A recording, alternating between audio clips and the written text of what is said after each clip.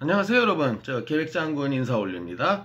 오늘은 이 계백장군이 여러분 앞에 오래간만에 정치적인 발언 좀 한번 하려고 그래요. 원래 이 제 계백장군 채널이 이게 멸공통일을 주창하는 걸로 생겨져서 이제 공산주의와 이런 거를 많이 비판하던데, 요즘 하도 뭐 그 유승준이라는 말 같지도 않은 새끼 때문에 제가 유승준 쪽으로 영상을 많이 올리고 앞으로도 올릴 겁니다만은서도, 오늘은 이제 정치적인 발언으로 정말 멸공통일 방송에 입각한 측면에서 한 말씀 올리려고 하는데, 오늘의 주제는 뭐냐면 바로 이제 홍준표 의원 문제예요.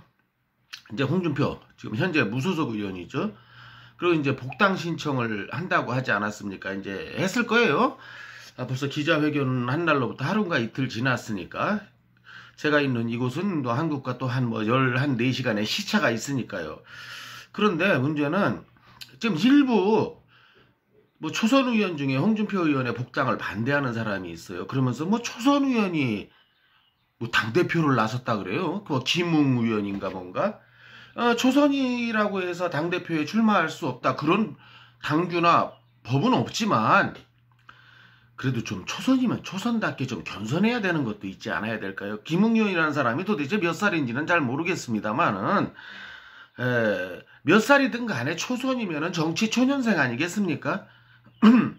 아니 이게 그렇게 대한민국 제1야당 당대표 자리가 무슨 초등학생 반장 선거가 아니지 않습니까? 하다못해 초등학생 반장 선거를 해도 뭐 조건이 있지 않습니까?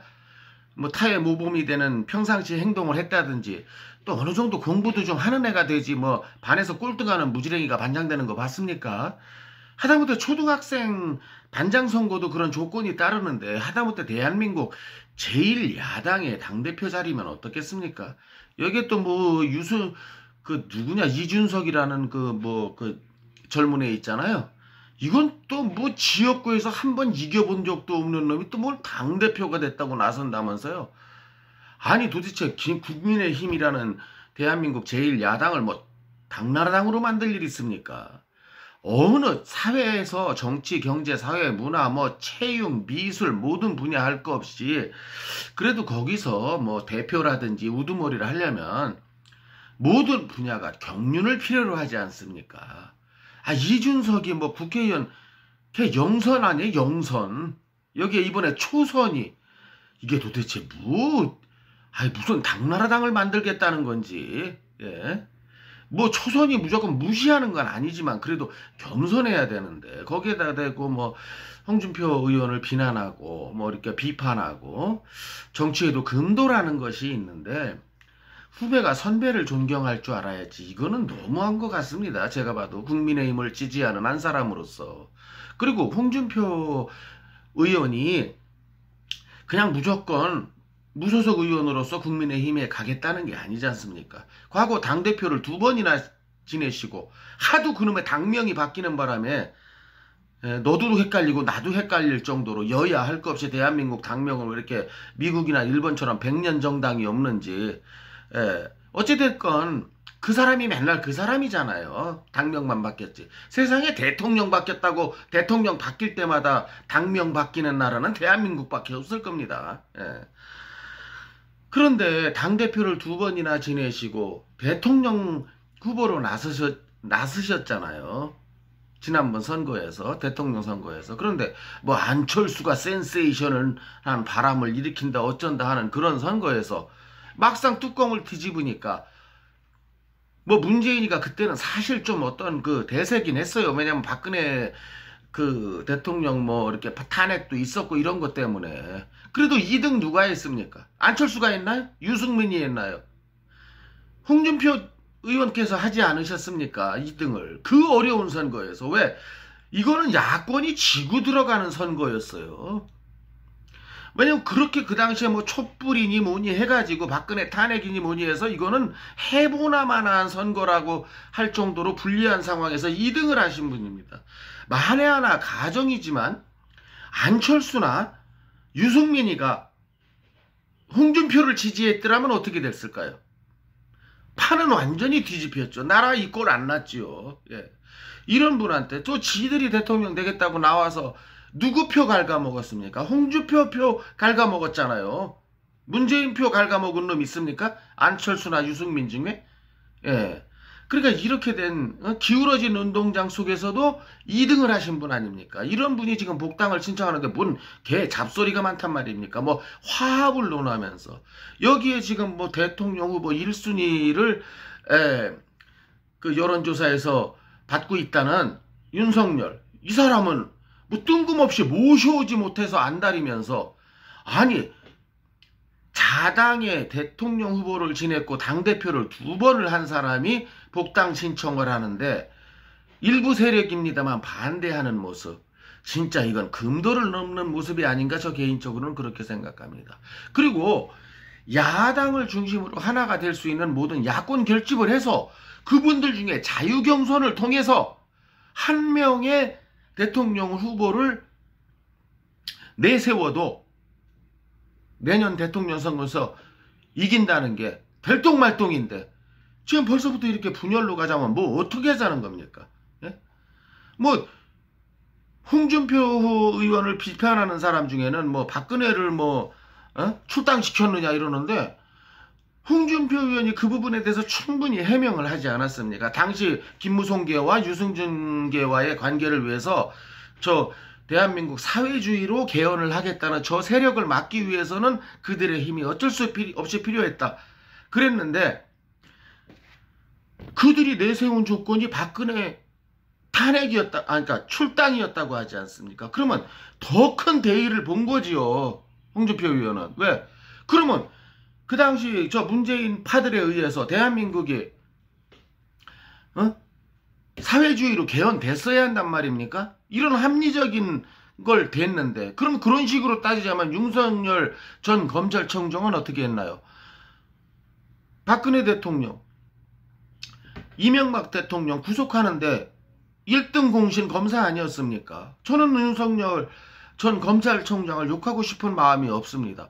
문재인 정권에도 한 거였지만 또 대통령 아니라 대통령, 전직 대통령 아니라 전직 대통령 해랩이라도 잘못한 건 처벌받아야 된다 해서 깜빵에 집어넣은 거에 대해서 저는 항의할 생각이 없습니다. 다만 그것이 공정했느냐, 그리고 그 형량이 올바르냐, 여기에 대해서는 제가 따져볼 게 있지만은, 그런 걸로 그러면 윤석열은 욕 안 하면서 윤석열이 이명박 박근혜 대통령을 구속시킨 거에 대해서는 비판을 안 하면서 뭐 박근혜 대통령을 출당시킨 거가, 그리고 어차피 박근혜 대통령은 나가야 돼요. 대통령이 임기 말이 되면은 김대중도 김영삼도 당에서 떠나지 않았습니까? 왜? 다음 세대를 위해서요. 이제 그게 미덕이기도 했지만은, 그런데 이제 그렇게 김무성이나 유승민이가 박근혜를 물고 늘어지고 또 대한민국의 사회주의와 개헌을 막아야 되겠으니까 그들의 표가 필요했고, 그쪽 계 의원들의, 그래서 합의를 한 어쩔 수 없는 대한민국을 살리기 위한 구국의 결단을 내렸던 거 아니겠습니까? 뭐 이런저런 앞뒤 생각은 안 해보고 무조건 저 대한애국당인가 뭔가 하는 족속들 있죠?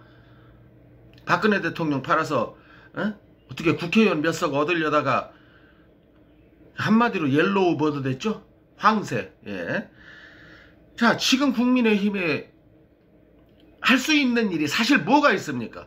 지금 180석을 얻은 더불어공산당이 뭐 4석이 날아가서 176석이 됐다고요? 그래도 150 과반이 넘기 때문에 과반 빼곤 야당과 협의 없이 뭐든지 다 할 수 있는 정당이 되어버렸습니다. 이럴 적에 야권의 중심이 될 수 있는, 지금 국민의힘에서 야권의 중심이 될 수 있는 사람 누가 있단 말입니까? 국회의원 2명인가 3명 끌고 도는 안철수요? 자, 야권을 끌고 갈 수 있는 카리스마 있는 정치인, 유일한 정치인 홍준표를 받아서 무조건 홍준표를 대통령 후보로 만들어라, 저는 그런 게 아닙니다. 윤석열이 들어오고 안철수가 들어오고 홍준표 의원도 들어오고 또 기타 그 무소속으로 당선된 의원들도 다 들어와서 자유경선을 통해서 정당하고 떳떳하게 뽑힌 후보를 밀자. 그렇게 해도 우리가 이길 확률은 그렇게 크지 않다. 예? 여권 프리미엄이라든지 관건선거 같은 게 있지 않습니까? 예? 그리고 윤석열의 지지율이 지금 일시적으로 뜨고 있는데, 그거는 이제 지금 실질적으로 선거전에 들어가면 아무 의미 없습니다. 여야가 1대1 구조가 형성되잖아요. 어차피 대한민국 지역 감정 그대로 갑니다. 뭐 영원함이 화합한다고요? 웃기는 개소리 하지 말고요. 예.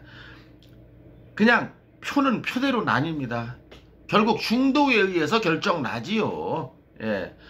윤석열의 지지율이 높다는 거 옛날에 안철수 지지율 높지 않았습니까? 그런데 결과는 어떻게 됐나요?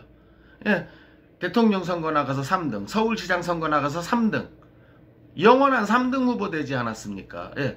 그 일시적인 그 확 타오르는 불보다는 은근과 끈기로 쭉 그 열기가 이어지는 이게 진짜 나라의 지도자 값이죠. 예.